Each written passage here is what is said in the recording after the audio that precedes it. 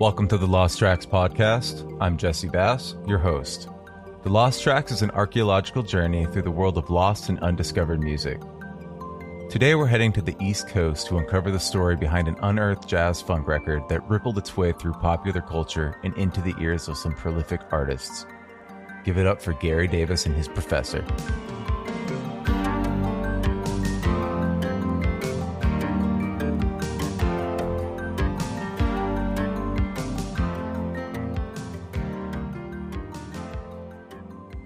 Gary is not one of my discoveries. I was first put on to him through my roommate, Stephen Chin, known professionally as Mr. Chin. He had collaborated with Gary on a Miami-based project and raved about his creativity and talent. It wasn't until I started researching Gary that I began to learn the reach and influence his music actually had. I was beside myself when I realized that not only had I heard his music before, but I'd listened to it as far back as my childhood. The first time I heard Gary's music was on TV. As it turns out, Adult Swim has been licensing his work since the early 2000s. The music I heard on that channel laid the groundwork for my listening habits today. I can so clearly remember late nights in front of the TV when I really should have been in bed. But I'm glad I wasn't, because it might not have led me here. Here's one of my favorite Gary Davis tracks. It's called Last Night. And if you're anything like me, you too might have heard it on a school night way back when.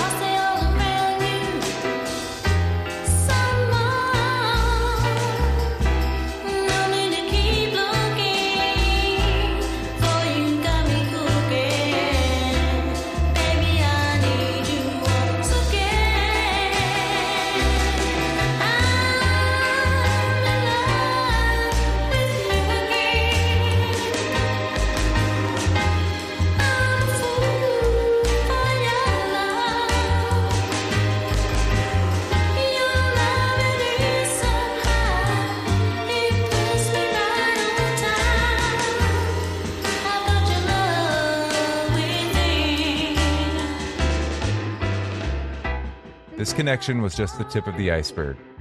The more I dug into Gary's past, the more I was drawn into his story.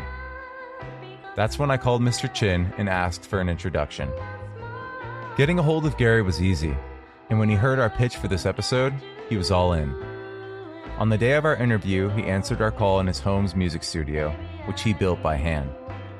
Carpentry is just one in a long list of talents Gary possesses. I asked him to introduce himself, and I was immediately surprised by his humility.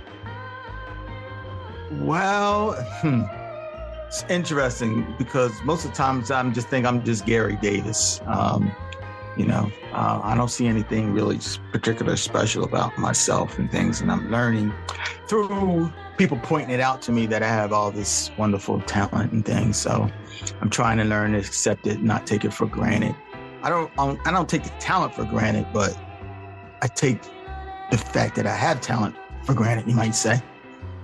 You know, by the time I was 10 years old, I was fooling around with trying to be like my uncle, Richard Groove Holmes, playing organ, little teeny kids organ. I was doing martial arts. I always wrote, did music, and doing movies. But 10 years old, I was doing everything. You know, people say, are you still doing all that stuff? When I haven't seen them in 40 years when I go back to New Jersey. And yes, I'm still doing all that stuff.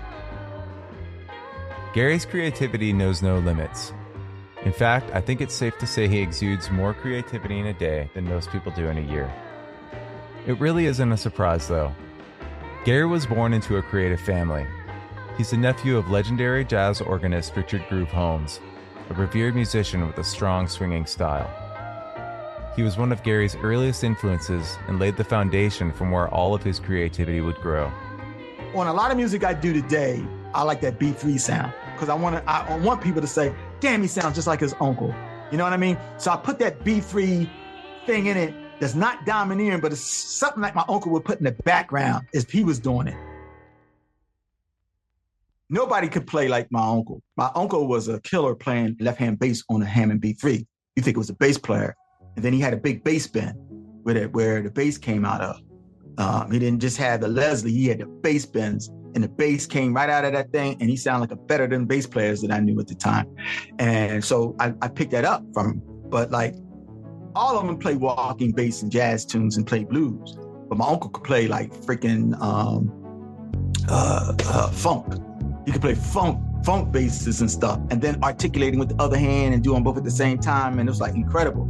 You know, like a lot of people will cheat, like me too. We'll cheat. We'll play them separate to a certain extent, but he could play them at the same time, you know? And I learned how to do that. And I don't know nobody on the planet that does that except for him and me.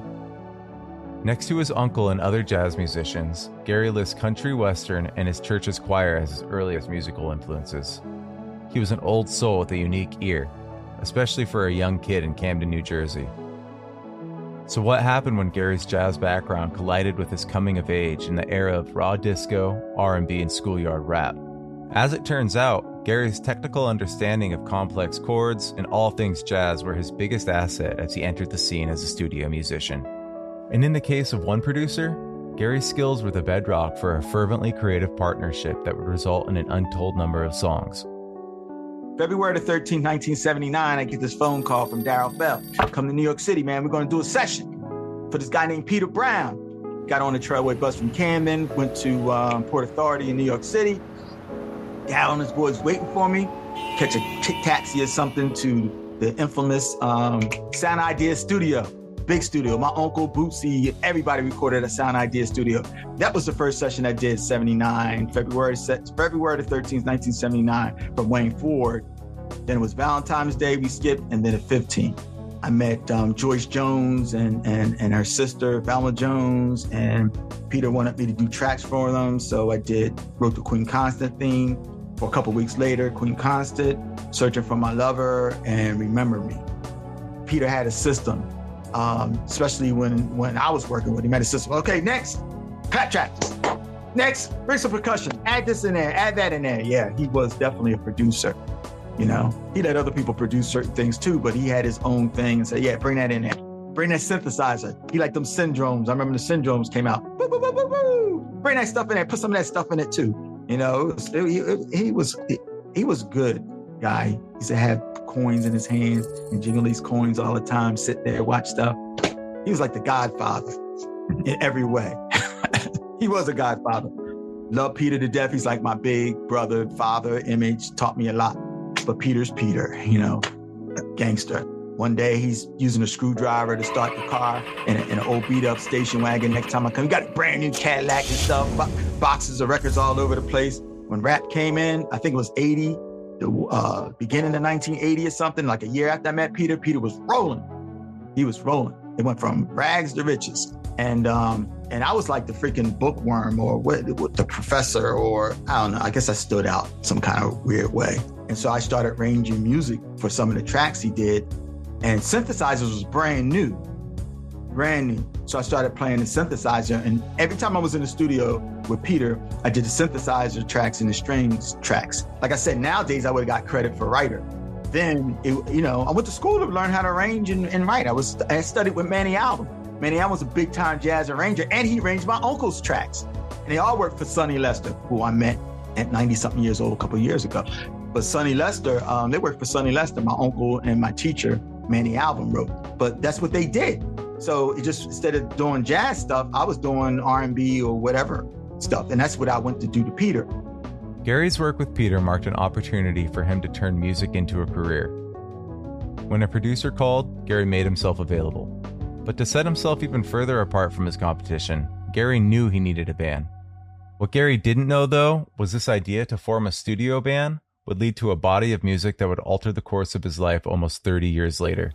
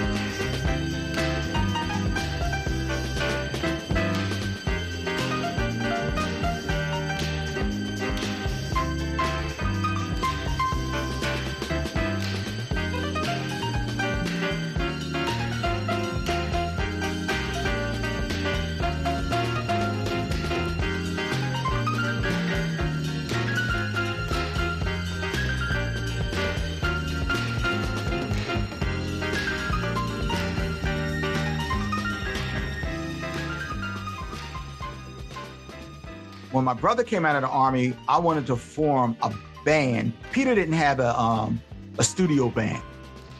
Whoever Peter got his hands on, that's who he used. So I said, I'm going to form a studio band for Peter. So I formed Sanction. Me and my brother formed Sanction so that we would be a studio band. So when Peter would make that phone call, he needed the band, bam, Sanction would be there.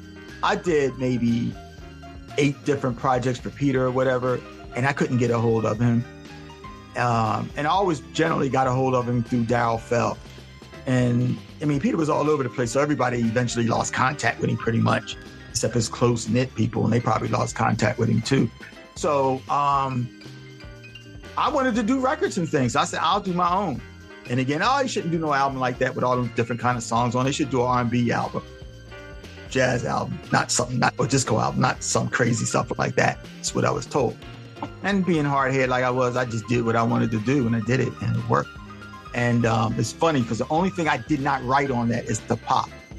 My friend and the person that came up with the word Chocolate Star, Dennis Jones. Dennis Jones was a graphic artist.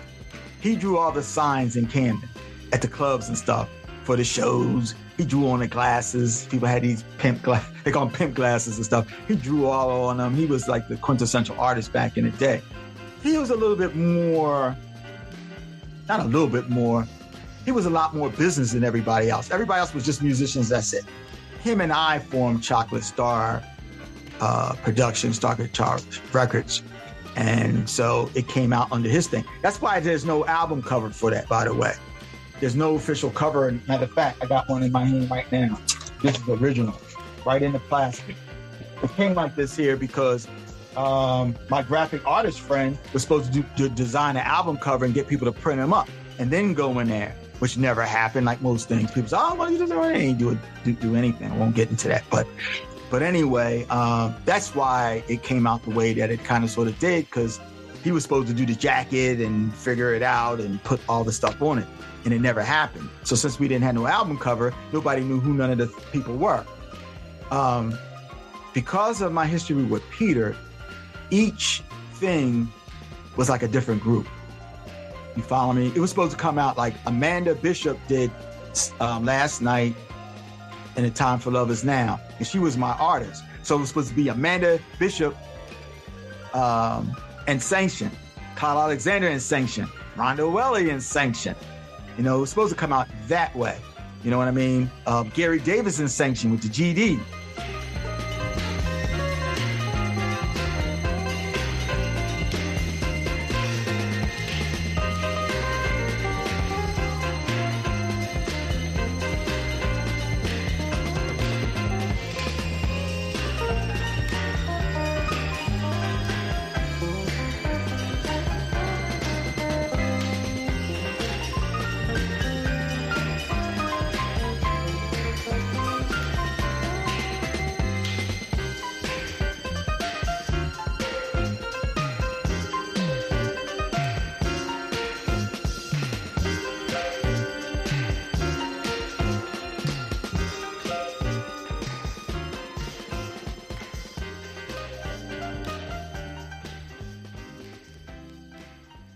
What we just listened to was a song off the Chocolate Star LP titled GD.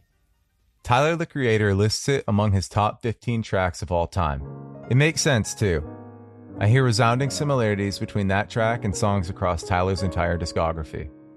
I was trying to get into rap to jazz when it first came out. You know what I mean? Because like people still trying to figure out what GD is. GD is 100% pure bona fide jazz that came from Joe Sample. Okay, I went from Ramsey Lewis, and when Joe Sample came out with that freaking solo album, I was sold. I became Joe Sample's fan when he came out with that first solo album. And that first solo album was on WDAS. At WDAS FM in Philadelphia. And I heard it. I said, damn, what the heck is this?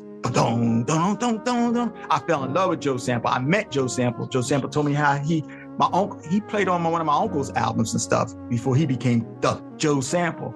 But GD is Joe Sample. It is 100% Joe Sample and the type of chord progressions and stuff he used. So for me, it's jazz. Well, I threw a couple string things in it and stuff, but really it's 100% jazz Joe Sample. Tyler isn't the only hip-hop artist to draw inspiration from Gary. Jay Dilla, MF Doom, and Bishop Nehru are a few artists who have sampled his music directly. In fact, the first song off Donuts, Jay Dilla's magnum opus, features Gary's song Stay With Me. It's no stretch of the imagination that Gary's influence reached the hip-hop industry. He was, of course, recording rap at the dawn of the entire genre. 1979. 6 years after the birth of hip-hop in the Bronx, the Sugar Hill Gang made history by getting their song Rapper's Delight played on the radio. That same year, Gary and his friends descended into his basement in Camden, New Jersey to record their own take on this budding genre.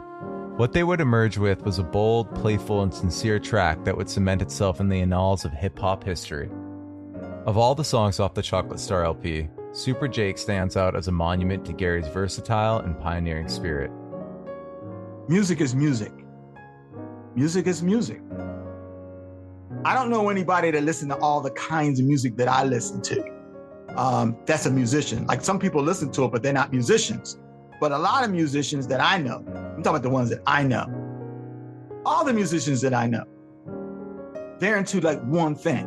The jazz people, that's why hip hop and rap music started out the way that it did, because bands did not want to play for the DJs. They did not want to play for the rappers. I was there in New York City, and I understand, and I've seen it all happen, okay?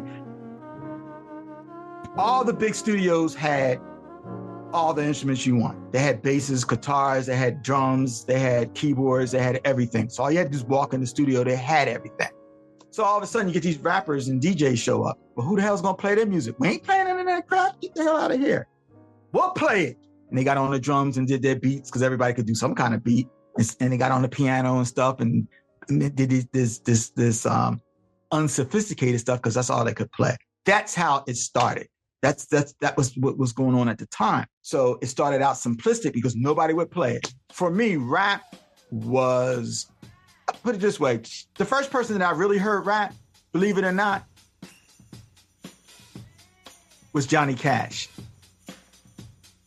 Boy named Sue, how do you do? Now you're gonna die. Hit him hard right between eyes, and he went down with my surprise, came up, knife, cut off a piece of my ear. That was the first rap that I was exposed to. So to me, rap was just another form of expression. It really wasn't a type of music by itself, because Johnny Cash was rapping. You know what I mean? Everybody, a lot of other people did, but these other people who started doing it only rapped. You know what I mean? So people start differentiating it. But to me, just because somebody's rapping on it don't make it rap music. I never looked at it that way. Then all of a sudden, Sugar Hill says, hey, we're gonna take Chic. They took Good Times. Hey man, we're gonna rap to it. I took Good Times, and I'm gonna do Super Jake to it. So Super Jake was created from listening to Good Times at the same time that Sugar Hill introduced me to rap. So I rapped it in 1979, and I did it for Peter. I said, when Peter says, okay, you rappers go in the studio, but I wasn't the rap type to him and stuff, so I never got the opportunity. You're the professor, man. You play music, you don't rap and stuff like that. So I never got the opportunity to do it for Peter, so I did it for myself. Bring those ladies I know you have. Come on, Jake, I'm getting mad. Out of the mist came a fist. I knew not who to call. Saw duck the fist, it barely missed. I heard him screaming, wall to wall. Say I'm Jake, I'm not a fake. I knew you was down. Jake's no fake, I agree to that. So let's go downtown and jam a bit. I'll carry my lady in my midst. I'll find a woman for you downtown. Let her grind your ass all into the ground. She got a shaky leg, she'll last day. She got a mushroom hairdo. A car for you, she'll hook you too. Wait till you get it, she's all for you. So we slid downtown and jammed the house. We taught every woman we seen. The lady in the midst got a wing of this, and it really started getting mean. They got mad, locked in the pad, gotta treat him like their own damn dad. He seen this chick, he kissed her lips, he grabbed her by her shapely hips. Hey sweet lady, let's jam a bit. Hey sweet lady, he grabbed her tits. Come on baby, what's your name? Calm down brother, it's still the same. Who are you? Miss Fontaine, if I ask you again, you'll tell me the same. As a matter of fact, I don't like your act. What do you think this is, your own little shack? I'm Super Jake, I can jam a bit. Go over there and have a sit. Jake and jam, people say damn he was pretty good, as no one could. Match his step, no still his style, no spin around. Fast and wild, he grabbed two women and tossed one to me. Is this the one? It certainly could be. She had shaky legs, she left day, she had a mushroom hairdo. I I went in the fist as she moved her hips, as I began to kiss her lovely lips. It lasts for a while, she started to smile, and Super Jake start really getting wild. He says, I'm the man, I know I am. I run this place, I know I can. In the big bad city, quite sure indeed, I'm the professor who think you need. I'm here.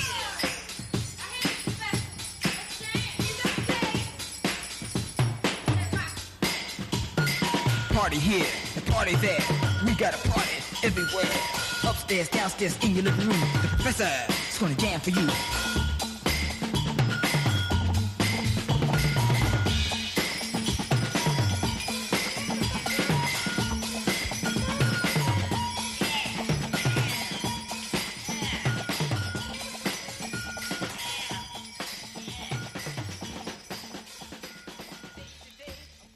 Gary's contributions at the dawn of hip-hop are historic.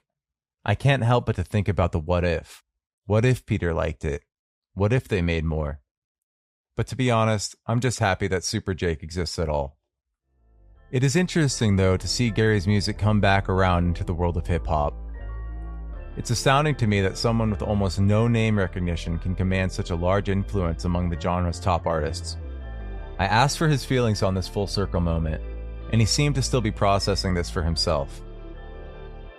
Well, my nephew, okay, so my family really don't know, per se, anything about my music. And my nephew is a big Jay Dilla fan. And he said, Jay Dilla doesn't do anything unless it's good. If he used your stuff, then, you know, you're an icon. Because he wouldn't do it unless you were. That's what my nephew told me. You know what I mean? And that's when it started opening up my eyes to other people telling me, because I still don't have a clear understanding who he is in reality. I know that Jay Dilla I know that he was Common's producer, whatever, and things, but I mean, it's not just him. It's like, I'm not into all those people that sample my music. I'm not into that. So I know nothing. Even people, the biggest thing people start calling me on is Tyler, the Creator. I remember a friend telling me, Tyler, Creator said your song's the best song of all time. I had no idea who Tyler, Creator was. And then when I found out who he was and looked him up, the guy that starred in my movie that's a Tyler, Creator fan, I autographed copies of records. He went to Miami to his concert, got in for free, took pictures, and gave him autographed copies of records. When I met Kenny Dope, he asked me to sign an autograph record for Jazz. I said, Jazz who? And he looked at me like, Jeff. I said, he knows who I am? It's something that I still have to process to this day. I still haven't processed it. Without seeing it for yourself, it's hard to imagine a lost record could spur so much activity. So that begs a question. How did this record find a new home at Traffic Entertainment Group decades after its creation? According to Gary, it all started with a single person, Jeff Overton. Okay, it started with Jeff. Okay, if it wasn't for Jeff, I would not be here. So God bless him. I had nothing but love for the gentleman. Jeff tracked me down through a website that had Jade and the White Tiger on it around 2004. And he said, is this the same Gary Davis that was in New Jersey, etc.? And my wife says, I don't know, I'm calling back. So Jeff called me back, explained to me who he was, told me about my legacy that I knew nothing about. I didn't know that Gotta Get Your Love even ever came out. And he said, I gotta take baby steps because I deal with people like this all the time and you guys don't get it. And most people don't get it because nobody got it that I know of that I dealt with but me. You know, my brother doesn't get it. The people, Clyde Alexander and all, none of them get it. And Jeff explained it to me. The person that I admire the most in music in my life is Peter Brown. And on one of my records, it said, Peter Brown, where are you? So the first thing I did was track down Peter Brown. Found out he was still alive, went to New York City, and gave him almost everything he wanted. And Peter Brown took the stuff to Traffic. And Peter Brown set everything up with Traffic. And then in the meantime, in Miami, I went to the Winter Music Conference and I met Christian from Traffic personally and told him what was really going on. Then he knew that I was the man. It was Chocolate Star and it was about me and not Peter. Everything started going from Peter to him to directly back and forth between me and through Christian. And that's basically how that went. But Peter Brown set that up initially. You know, I got to give Peter his dues and his credit.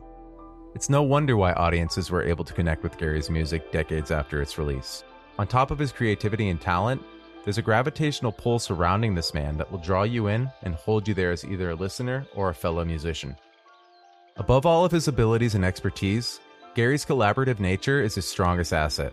During our conversation, Gary even made tentative plans to travel cross-country and record jazz with me. This spontaneous and communal approach to songwriting is what I believe keeps his music fresh and dynamic. There's just something authentic and deeply human in his recordings that connect with people at every level. Going into our interview, I knew I wanted to address Gary's longest and most loyal collaborator. The producer credit on many of Gary's works lists Gary Davis and his professor. The general conception is that the professor is an alias or a stage name of Gary's. However, something told me there was more to the professor than just a name. Let's take a moment to listen to track B3 off of the Chocolate Star LP. The Professor is here.